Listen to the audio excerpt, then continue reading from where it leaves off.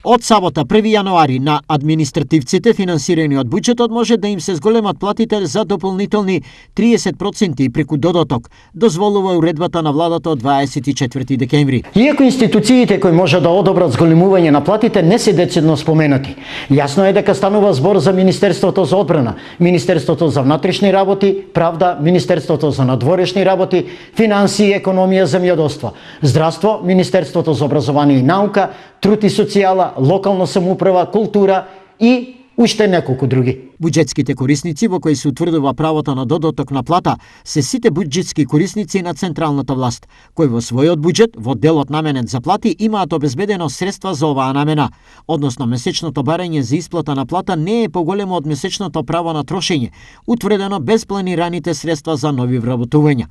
Максималниот износ на додатокот на плата е 30% или по две основи од 15%. Предлогот го дава раководното лице, а тоа одлучува и за кој временски период ќе важи додатокот. Ова беше и повод за реакција од страна на УПОС, бидејќи отаму не се сигурни дека ќе има вистински критериуми за избор на тие кои имале зголемен обем на работа. Од синдикатот рекоа дека ова може да заврши со необјективен избор на подобни кои ќе добијат зголемување на платата, затоа што кој ќе добие додаток на плата ќе одреди првиот човек на министерството или институцијата.